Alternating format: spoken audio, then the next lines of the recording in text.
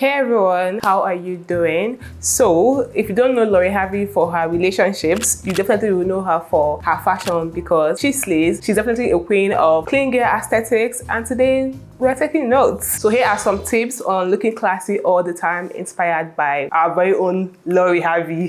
Tip number one, keep it simple. Something I noticed about Lori's look is that it is pretty simple. It's almost as if she's not trying to do too much, but still ends up looking super gorgeous, like effortlessly gorgeous, which is what happens when you don't try to do too much anyway. From her red carpet look to her date night look to her errand look, it's just very minimal. And I mean, some can be extra, but for the most part, very simple, sophisticated, and well put together. One easy way to create a classy outfit is to work with a lot of basics, which is something that you may also notice with Lori's look. You will see her with jeans, t-shirt, leather pants, and all of that. These are basic wardrobe staples that you can create a lot of classy look with. I always say looking classy 101, work with a lot of basics.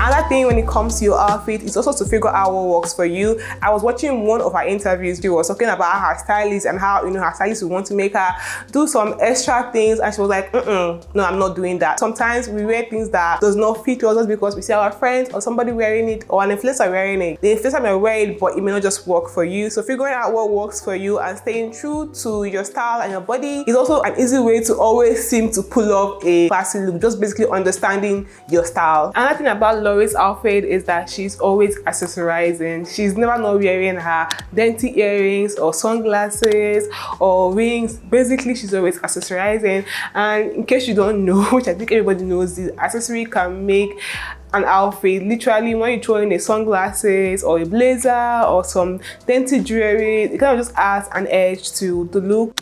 Tip 2, keep your makeup soft, simple, and feminine. Yeah, again, simple. Personally, the clean look is my favorite because I feel that it looks so much better on me. If you watch the vlog I mentioned about going to a wedding, I didn't mention that I wasn't comfortable with the makeup because I felt it was too much and doesn't really look good on me.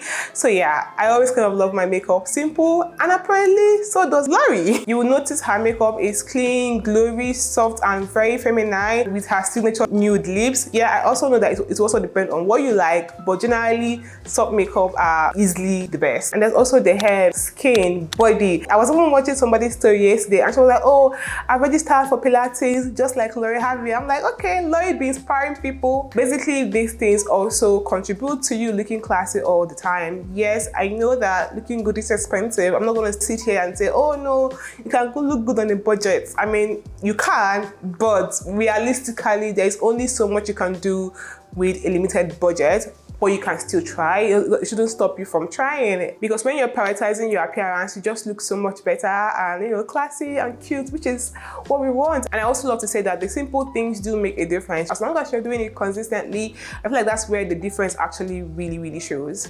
The next tip is poise, courage, and confidence. One thing that is not your outfit that can make you look really classy is your courage, your confidence, your poise.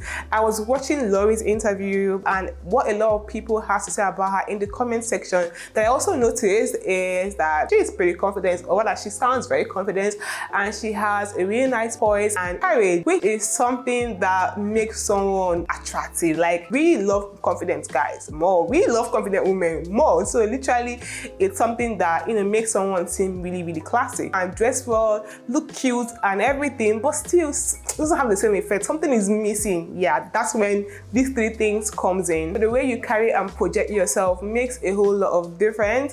One rule I live by when it comes to being more confident is to start acting confident. The key to doing something well is doing it often. So when you practice being confident, over time, it just comes across naturally. Literally, you start to project that with the outside world as well. Because think about it, we think somebody is confident because of the way they act. Really, we don't know what's going on in their head. For all we know, they could be so insecure in their head, but we don't know that because they don't show us that. So the way they act and the way they talk and the way they basically carry themselves is what we are looking at. So that is also something that we can implement in our life as well. Yes, I know there are factors, things beyond our control too that affect confidence. But when we start looking at things that we cannot control or the reason why we can't do anything, I feel like that's when we don't even do anything at all. Like when I make excuses for something, oh, it's not going to happen this way, why would it happen this way? I just don't even bother with it. And I am a strong believer that you can reinvent your life anytime, any day. You can become a better person at 25, at 30. You can become different. You can become the girl of your dreams. It's just all about,